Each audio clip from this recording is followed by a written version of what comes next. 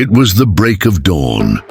As the first cock crowed, tearing through the fading mist of night, Ajanaku rose from his mat. A rare smile touched his face, a gentle warmth that had long been absent from his hardened heart. A new hope had found him, a new reason to live. That reason was Ajoke. He tightened the folds of his war cloak around his shoulders and stepped toward the deity of thunder. In his hands, he carried an offering, a calabash filled with palm oil and fresh kola nuts, humble yet sacred. Kneeling before the towering shrine carved in ancient stone, low and full of fire, made supplications to the heavens.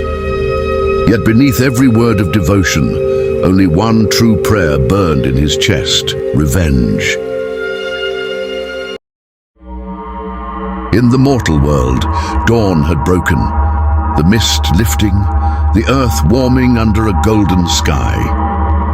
But far beyond mortal sight, in the swirling mists of the nether realm, a different hour reigned. There no sun rose. The air was heavy with decay, thick as grave dust. Twisted trees reached for a sky locked in endless twilight. The ground murmured the names of the forgotten dead. Time moved sluggishly, as if even the winds had grown old and bitter. Here, shadows conspired, ancient, patient, and without mercy. In the swirling mists of the nether realm, a summons echoed, a deep vibration that rippled through the rivers of spirit and time. Far from her waters, beyond the places where mortals prayed to her name, Yah felt the call. It was no ordinary summons. It bore the chill of ancient things. A beckoning from a voice older than kings, older than war, older than memory itself.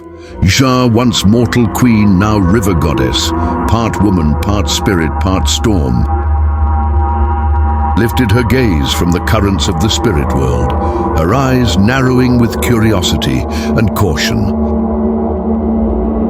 For it is rare indeed for the living, or even the divine, to receive a summons from Iku, the primordial god of death, the keeper of endings, the one who answers to no one. She wondered, why call upon her?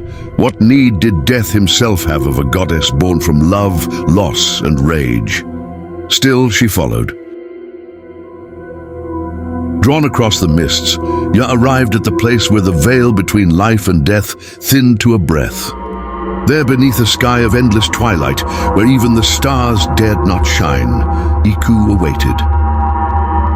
A tension heavier than the earth settled between them, for even among the gods, there are few meetings darker or more dangerous than a conversation with death. Yet Yah, born of mortal blood and divine fire, did not bow. She met his gaze, and the mists themselves seemed to still. Between them a conversation began, one that could reshape the fate of men and gods. Yah narrowed her eyes, wary.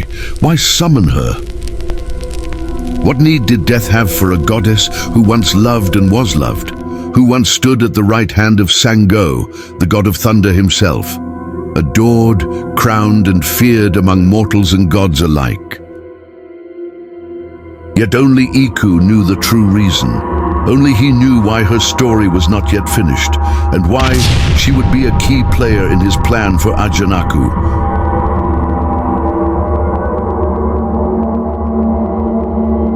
But while Yah's meeting lingered in tension and riddles elsewhere, Iku moved with cold purpose, summoning the demigods to bend them to his will. In the silent depths of the spirit world, even the brave grew cautious. When Iku summoned them, the demigods of old, none dared refuse. Their names carried power: Obatala, Esu, Odara, Orunmila. Great among spirits, yet before Iku even they hesitated. Their gathering was swift and grim. There were no greetings, no boasts of strength, only obedience. Iku did not ask. He instructed. Each listened, silent, watchful, ready to do his bidding without question. But his schemes did not end there.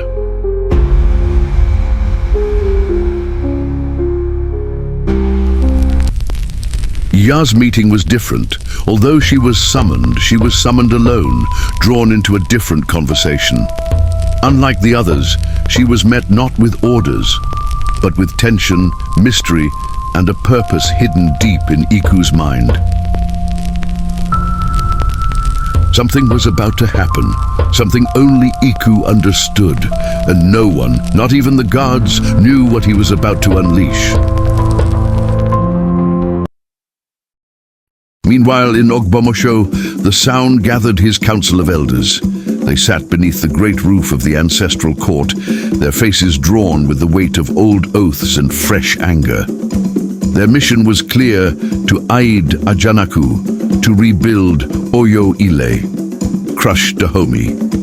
They spoke of valor and brotherhood, of noble causes and sacred duty. Yet beneath the sound's steady voice lurked another truth. For though the elders believed they were answering a call to honor, the sound saw an empire waiting to be born. Oyo's fall presented an opportunity, and with Ajanaku's growing affection for his daughter Ajoke, destiny offered him even more. But the sound did not speak this ambition aloud. Not yet. Ajoke watched the elders from a distance. Her heart beat quickly, not from politics, but from something purer. When Ajanaku was summoned into the council chamber, the light in her eyes betrayed her feelings. She blushed, her breath catching in her chest. She loved him, and she knew, even without words, that she would stand by him against gods and men alike.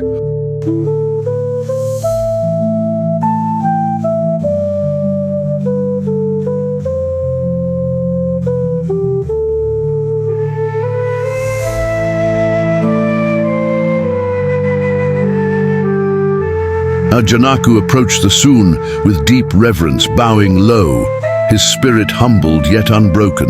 As the elders began discussing war plans, the air grew thick with strategy and ancient rivalries. Then the chamber doors burst open. A messenger cloaked in travel dust and fear stumbled in. In his trembling hands, he bore a letter sealed with black wax, the unmistakable mark of Iku.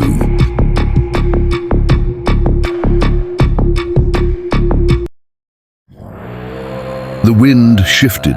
Far from the ancestral court, where mortals spoke in solemn tones, the unseen world stirred. Ajay, spirit of wealth and fate, stiffened, her golden eyes narrowed, her many ringed fingers curling into tight fists. Beside her, Baba Iku, the ancient blind seer, trembled violently. Without warning, blood seeped from beneath his sightless eyelids, tracking slow, crimson rivers down his aged cheeks.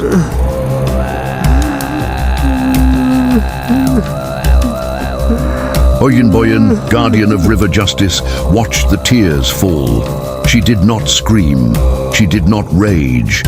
Instead, she knelt beside Baba Iku and with a blade of woven stormlight severed a single lock of her braided hair. A silent vow. A vow that blood would answer blood.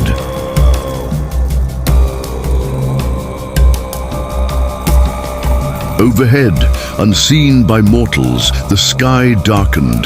They had no way to warn Ajanaku, no path the gods could walk without being summoned. Back at the palace, Soun was presented with the scroll from Iku. He summoned the ancestral spirit in consultation, unsure, uncertain. He hesitated, and then the scroll was opened. The words, brief but heavy, were read aloud. "I know who betrayed Oyo." Iku had sent word. He demanded a meeting. But there was a condition. Ajanaku must come alone, and the meeting place, the heart of the evil forest.